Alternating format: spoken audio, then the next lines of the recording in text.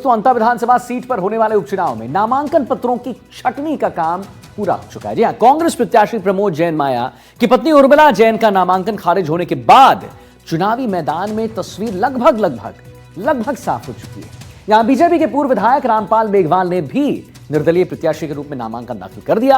हालांकि बीजेपी नेता उनकी चुनौती को गंभीर नहीं मान रहे हैं। डेप्यूटी सीएम प्रेमचंद बैरवा ने एनडीटीवी से खास बातचीत की है और कहा है कि अंता विधानसभा सीट पर होने वाले उपचुनाव में एक बार फिर बीजेपी की जीत होगी, ऐसा वो दावा कर रहे हैं। सुनाते हैं आपको।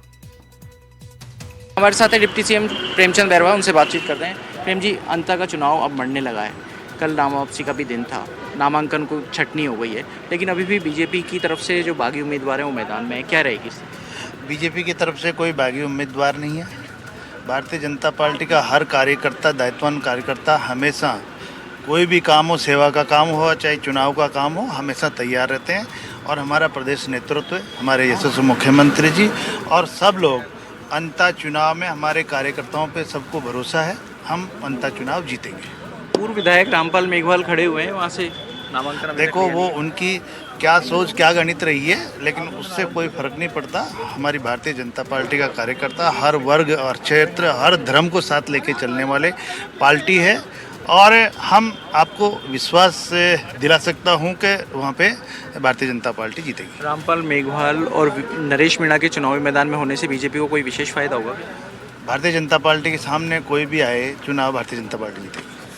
तो डिप्टी सीएम प्रेमचंद बैरवा कह रहे हैं कि बीजेपी के सामने अंता के चुनाव में कोई भी आए, पार्टी चुनाव जीतेगी, यही दावा डिप्टी सीएम प्रेमचंद बैरवा ने दोहराया है। कैमरा पर्सन सुशील के साथ शशि मोहन, एनडीटीवी जयपुर। और इसी पर और जानकारी देने के लिए दोस्तों शशि मोहन शर्मा हमारे साथ जयपुर से लाइव जुड़ रहे हैं। शशि जी, अभी हमने आपकी रिपोर्ट देखी, रिपोर्ट क्या हमने देखा कि आपने जब उनसे बात किया, खास बातचीत की आपने प्रेमचंद बैरवा जी से, तो उनका कहना एक ही बात निष्पक्ष तरीके से वो कह रहे हैं और बार बार कह रहे हैं कि चाहे कोई भी आ जाए, जीत तो होनी है, बीजेपी की होनी है। इतना कॉन्फिडेंस कैसे आ रहा है, उसके बारे में जरा बता दीजिए। और ये जो मुकाबला हो गया है, कहीं ना कहीं त्रिकोणीय मुकाबला, रुझान किसके तरफ है शशि जी? वहां पर आपका आकलन क्या कहता है? क्या लग रहा है कि बीजेपी की जीत होगी इस बार? देखिए, बीजेपी सत्ता में है, ये बात सही है और लोग कई बार जानते हैं कि उनको सत्ताधारी विधायक को जिताना है, सत्ताधारी पार्टी के प्रत्याशी को जिताना है या विपक्ष को जिताना है, ये कई बार लोग सोचते हैं, इस हिसाब से वोट भी करते हैं। लेकिन जहाँ तक डिप्टी सीएम प्रेमचंद बैरवा के दावे की बात है, तो आप ऐसी बात कांग्रेस के किसी नेता से करेंगे तो उसका दावा भी यही होगा कि कांग्रेस पार्टी जीतेगी, और बीजेपी का कोई भी नेता यही बोलेगा कि बीजेपी जीतेगी। ये अभी आकलन करना या जीत के लिए किसी के भी दावा करना बहुत जल्दबाजी होगी। लेकिन हाँ, ये ज़रूर बात है कि बीजेपी ने अपनी रणनीतिक बढ़त बनाने की कोशिश की है। पार्टी ने जो चुनाव समिति बनाई है उसमें झालावाड़ 12 के सांसद हैं, दुष्यंत सिंह 5वीं बार के सांसद हैं, उनको चुनाव प्रभारी बनाया है। आप देखिए, बहुत महत्वपूर्ण है। इससे पहले किसी चुनाव में दुष्यंत सिंह को एक सीट की जिम्मेदारी इस तरीके से दी गई हो, ऐसा नहीं है, लेकिन उनका असर है, उनकी माता और पूर्व मुख्यमंत्री वसुंधरा राजे का वहां पर व्यापक असर है उस क्षेत्र में। उस असर का फायदा लेने के लिए पार्टी ने रणनीतिक रूप से दुष्यंत सिंह को इस चुनाव में प्रभारी बनाया गया है। साथ में चुनावी प्रभारी मंत्री जोगाराम पटेल को बनाया गया है। जोगाराम पटेल वो चेहरा हैं जो संगठन के साथ तो प्रॉपर संवाद रखते ही हैं, सरकार में भी उनका पूरा संवाद है मुख्यमंत्री भजनलाल शर्मा के साथ, और पूर्व मुख्यमंत्री वसुंधरा राजे से भी उनका इतना ही बेहतर तारतम्य माना जाता है। इसी तरीके से आप देखिए, सह चुनाव प्रभारी जिनको बनाया गया है, श्रीचंद कृपलानी, वो विधायक हैं और वो किस किस कैंप में असर रखते हैं, ये गौर करने वाली बात है। संगठन से उनका तालमेल बेहतर है, मुख्यमंत्री भजनलाल शर्मा से तालमेल बेहतर है, और पूर्व मुख्यमंत्री वसुंधरा राजे से भी उनकी ट्यूनिंग बहुत बेहतर है, वो उनके साथ में मंत्री भी रहे हैं दूसरे कार्यकाल में। छगन माहूर जो बीजेपी के जिला प्रभारी हैं 12 के, उनको यहाँ पर सह चुनाव प्रभारी बनाया गया है। वो भी वसुंधरा कैंप से माने जाते हैं, कंफर्ट जोन में है वसुंधरा राजे के साथ में। तो ऐसे चेहरों को जिम्मेदारी दी गई है जो वसुंधरा राजे के भी विश्वस्त हैं और संगठन का भी काम अच्छी तरीके से जानते हैं। और इसके साथ सोशल इंजीनियरिंग पर फोकस किया गया है। आप चुनाव समिति को देखिए, सांसद राजेंद्र गहलोत राज्यसभा सदस्य हैं, इसके साथ में मंजू बागमार मंत्री हैं, अनीता बधेल पूर्व मंत्री हैं, अनुसूचित जाति समाज से आती हैं, राधेश्याम बैरवा वहाँ के विधायक हैं 12 जिले के और वो अनुसूचित जाति से आते हैं। इसी तरीके से आप ये देखिए विश्वनाथ मेघवाल जो खाजूवाला से आते हैं, बीकानेर से आते हैं, लेकिन उनको जिम्मेदारी दी गई है बारां की, क्योंकि उनके समाज का वहाँ पर व्यापक असर है। इसी तरीके से सुरेश धाकड़ जो बेगू के विधायक हैं, धाकड़ समाज के अच्छे वोट अच्छी संख्या में हैं यहाँ पर। और एक तुलसीराम धाकड़ जो वरिष्ठ कार्यकर्ता हैं, कोई पद उनके पास में नहीं है, लेकिन वरिष्ठ कार्यकर्ता होने के बावजूद उनको जिम्मेदारी दी गई है चुनाव प्रचार प्रसार के लिए, और वो सोशल इंजीनियरिंग को साधने की कवायद। इसी तरीके से ललित मीणा जो किशनगंज के विधायक हैं, बनवारी लाल सिंघल जो अलवर शहर के पूर्व विधायक हैं, प्रताप सिंह सिंघवी 7 बार के विधायक छबड़ा से, उनको जिम्मेदारी दी गई है।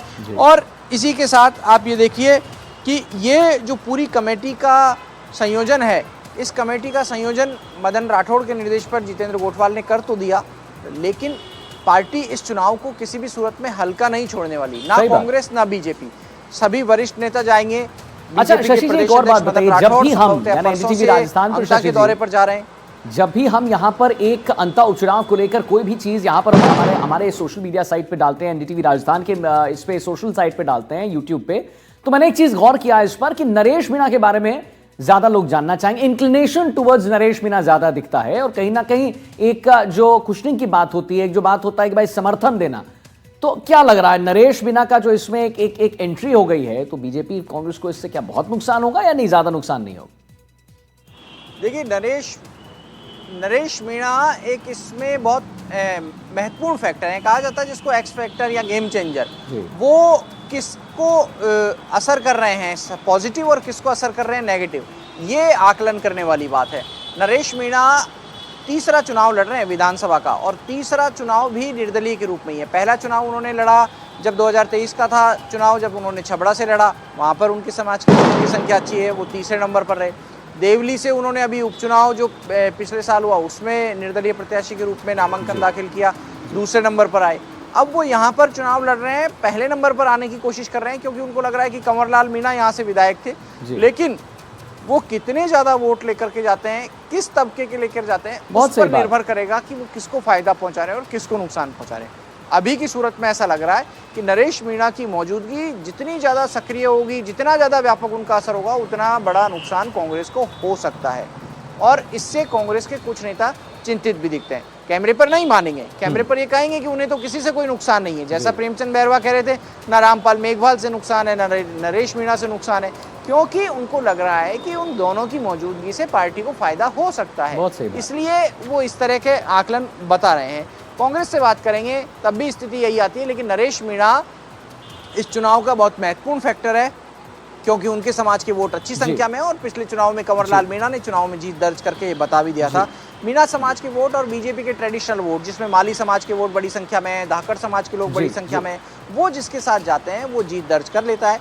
माली समाज के वोटों की बात कर लें तो खुद जो मोरपाल सुमन है वो उसी समाज से आते हैं, तो उनकी कोशिश ये रहेगी कि वो अपने समाज के ज़्यादा से ज़्यादा लोगों को साथ दे सके। हालांकि अशोक गहलोत प्रचार करेंगे, लेकिन वो किसी एक जाति के बंधन में नहीं बनना चाहते, ना उनको इस रूप में देखा जाता, उनको पूर्व मुख्यमंत्री के कद के रूप में देखा जाता। चलिए, बहुत बहुत धन्यवाद आपका शशि जी, बिल्कुल महत्वपूर्ण जानकारी दी और सिलसिलेवार ढंग से हमारे दर्शकों को जो है समझा दिया। अब आइए चलिए, कांग्रेस संगठन सृजन अभियान